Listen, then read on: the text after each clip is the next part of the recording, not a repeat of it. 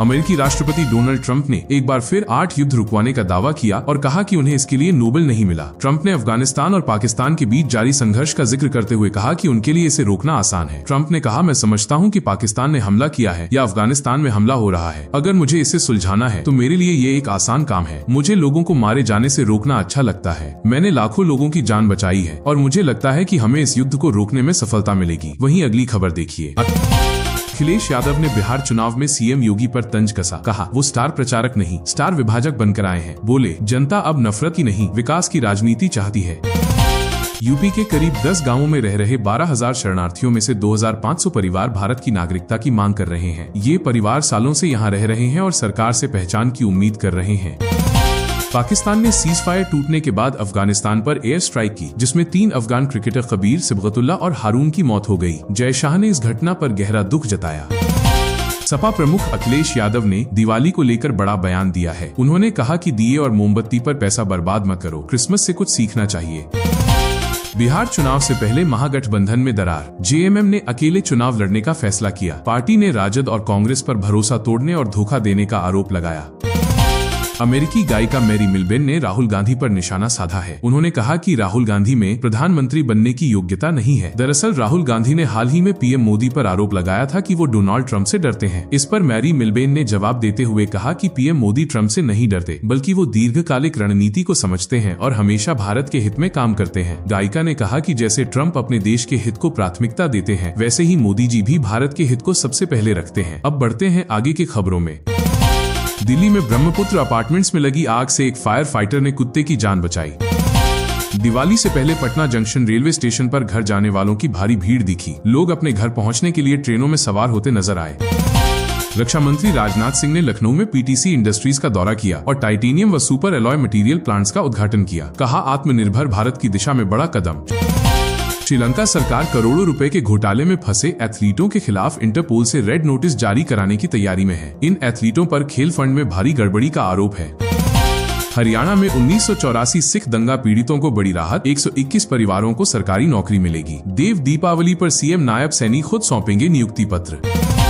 ठाकुर ने औपचारिक रूप से भाजपा का दामन थाम लिया है। पार्टी सूत्रों के मुताबिक उन्हें दरभंगा की अलीनगर सीट से आगामी बिहार विधानसभा चुनाव में टिकट मिल सकता है। मौजूदा विधायक मिश्रीलाल यादव का टिकट कटना लगभग तय माना जा रहा है। मिथिला क्षेत्र में मैथिली की लोकप्रियता और सोशल मीडिया फैन बेस को देखते हुए बीजेपी उन्हें प्रचार का चेहरा भी बना सकती है। हाल ही में उन्होंने बीजेपी नेता विनोद तावड़े से मुलाकात की थी। 25 वर्षीय मैथिली लोक संगीत और मिथिला संस्कृति के लिए जानी जाती है और दरभंगा की रहने वाली है। अब खेल के मैदान की ओर रुख करें तो क्रिकेट जगत से आई है कई अहम अपडेट्स। भारत वेस्टइंडीज सीरीज के बाद टीम इंडिया के हेड कोच गौतम गंभीर ने प्रेस कॉन्फ्रेंस में कई अहम बातें कही। उन्होंने कहा कि रोहित शर्मा और विराट कोहली 2027 वर्ल्ड कप तक खेल सकते हैं, लेकिन फोकस अभी के प्रदर्शन पर होना चाहिए। शुभमन गिल की कप्तानी की तारीफ करते हुए कहा कि वो हर कसौटी पर खरे उतरे हैं। गंभीर ने हर्षित राणा पर हो रहे ट्रोलिंग को शर्मनाक बताया और कहा कि युवा खिलाड़ियों को सोशल मीडिया पर निशाना बनाना गलत है। साथ ही उन्होंने नीतीश रेड्डी की तारीफ की और कहा कि वो हर मौके के हकदार हैं। गंभीर बोले, कोच वही अच्छा है जिसकी टीम अच्छा खेले। वहीं अमेरिका से आई एक चौंकाने वाली खबर ने सबका ध्यान खींचा है। भारतीय मूल के अमेरिकी विश्लेषक एशले टेलिस को अमेरिका में जासूसी के आरोप में गिरफ्तार किया गया है। उन पर आरोप है कि उन्होंने गोपनीय दस्तावेज छुपाए और चीन के अधिकारियों से मुलाकात की। बताया जा रहा है कि मामला राष्ट्रीय सुरक्षा से जुड़ा है। जांच जारी है। उधर एशिया के हालात भी शांत नहीं है। सीमा पार से फिर तनाव बढ़ा है। अफगानिस्तान और पाकिस्तान की सीमा पर फिर बढ़ा तनाव। कुछ घंटों की शांति के बाद मंगलवार रात कुर्रम जिले में अफगान तालिबान और पाकिस्तानी सेना के बीच जबरदस्त फायरिंग गोलाबारी की खबर है, जिससे हालात फिर तनावपूर्ण हो गए हैं। अब रुक करते हैं हरियाणा की ओर, जहां प्रशासनिक हलचल देखने को मिली। हरियाणा में बड़ा प्रशासनिक फेरबदल। आईपीएस ओपी सिंह अब राज्य के नए डीजीपी बने हैं। सीनियर अफसर वाई पूरन कुमार की आत्महत्या केस में घिरे डीजीपी शत्रुजीत कपूर को छुट्टी पर भेज दिया गया है। ओपी सिंह 1992 बैच के अधिकारी हैं और फिलहाल अतिरिक्त प्रभार संभालेंगे। और अब बात करते हैं बिहार की, जहां चुनावी गर्मी अपने चरम पर है। बिहार में चुनावी सरगर्मी तेज। रात भर चला टिकट बंटवारे का ड्रामा। आरजेडी, बीजेपी और चिराग पासवान की पार्टी में उम्मीदवारों को लेकर जमकर मंथन हुआ। कई नेताओं के टिकट कटे तो कुछ को आखिरी वक्त पर मौका मिला। सियासी गलियारों में हलचल तेज हो गई है। केरल सरकार ने बड़ा फैसला लेते हुए छात्राओं को स्कूल में हिजाब पहनने की अनुमति दे दी है। कोच्चि के एक स्कूल में कक्षा 8 की छात्रा को हिजाब पहनने पर रोके जाने के बाद ये विवाद बढ़ा था। शिक्षा मंत्री वी शिवनकुट्टी ने कहा कि किसी भी छात्रा को उसके धार्मिक परिधान के कारण पढ़ाई से नहीं रोका जा सकता। वहीं बीजेपी ने सरकार पर धार्मिक एजेंडा चलाने का आरोप लगाया है। विवाद के बीच स्कूल ने कहा कि छात्रा पहले 4 महीने तक यूनिफॉर्म में आती थी, लेकिन बाद में हिजाब पहनने लगी। कुछ अभिभावकों ने छात्रा के परिवार पर PFI से जुड़े होने का आरोप भी लगाया है। मामला अब राज्य भर में चर्चा का विषय बना हुआ है। अब नजर डालते हैं एक अंतर्राष्ट्रीय चेतावनी पर जिसने चिंता बढ़ा दी है।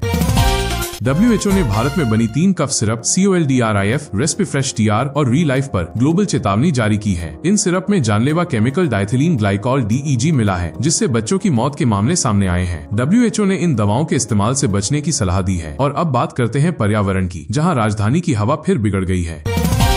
दिल्ली NCR की हवा फिर जहरीली हो गई है। AQI 211 पहुंचने के बाद सरकार ने GRAP 1 लागू किया है। अब सड़कों की सफाई बढ़ाई जाएगी, कूड़ा जलाने पर रोक रहेगी और निर्माण कार्यों पर सख्ती होगी। लोगों से बाहर निकलते वक्त मास्क पहनने की सलाह दी गई है। इधर गुजरात में सियासी तापमान चढ़ गया है।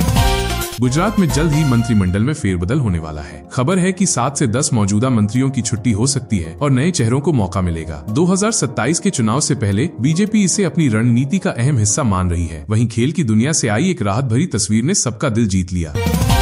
भारत पाकिस्तान जूनियर हॉकी टीमों के खिलाड़ियों ने मैच से पहले मिलाया हाथ, जिससे पिछले साल का हैंडशेक विवाद खत्म होता दिखा। मलेशिया जोहर कप मुकाबले में दोनों टीमों के बीच खेल भावना का शानदार नजारा देखने को मिला। इधर अंतर्राष्ट्रीय स्तर पर एक बार फिर तनाव बढ़ गया है। चीन और अमेरिका के बीच बढ़ते तनाव ने अब व्यापारिक जंग का रूप ले लिया है। चीन ने दक्षिण कोरियाई जहाज निर्माता कंपनी हनवा ओशन की 5 अमेरिकी सहायक कंपनियों पर प्रतिबंध लगा दिए हैं। ये कंपनियां अमेरिका के समुद्री उद्योग से जुड़ी हैं। चीन का कहना है कि ये कदम अमेरिकी समुद्री प्रभुत्व को चुनौती देने के लिए उठाया गया है। इस फैसले के बाद हनवा ओशन के शेयरों में 8% से ज्यादा की गिरावट दर्ज की गई। कंपनी ने कहा है कि वो अपने ग्राहकों को विश्व स्तरीय सेवाएं देती रहेगी। इस प्रतिबंध से दोनों देशों के बीच कोल्ड वॉर और गहरा गया है। अब लौटते हैं बिहार की ओर, जहाँ चुनावी माहौल में प्रशांत किशोर का बयान बना चर्चा का केंद्र। बिहार में बढ़ते चुनावी माहौल के बीच प्रशांत किशोर ने बड़ा ऐलान किया है। उन्होंने साफ कहा कि वो विधानसभा चुनाव नहीं लड़ेंगे, लेकिन उनकी पार्टी जन स्वराज का लक्ष्य 150 सीटें जीतने का है। प्रशांत किशोर ने कहा कि अगर पार्टी को 150 से कम सीटें मिलती हैं तो उसे हार माना जाएगा। उन्होंने बताया कि ये फैसला किसी राजनीतिक रणनीति के तहत नहीं, बल्कि जनहित और बड़े मकसद के लिए लिया गया है। अमेरिकी राष्ट्रपति डोनाल्ड ट्रंप ने एक बार फिर 8 युद्ध रुकवाने का दावा किया और कहा कि उन्हें इसके लिए नोबेल नहीं मिला। ट्रंप ने अफगानिस्तान और पाकिस्तान के बीच जारी संघर्ष का जिक्र करते हुए कहा कि उनके लिए इसे रोकना आसान है। ट्रंप ने कहा, मैं समझता हूं कि पाकिस्तान ने हमला किया है या अफगानिस्तान में हमला हो रहा है। अगर मुझे इसे सुलझाना है तो मेरे लिए ये एक आसान काम है। मुझे लोगों को मारे जाने से रोकना अच्छा लगता है। मैंने लाखों लोगों की जान बचाई है और मुझे लगता है कि हमें इस युद्ध को रोकने में सफलता मिलेगी। वहीं अगली खबर देखिए।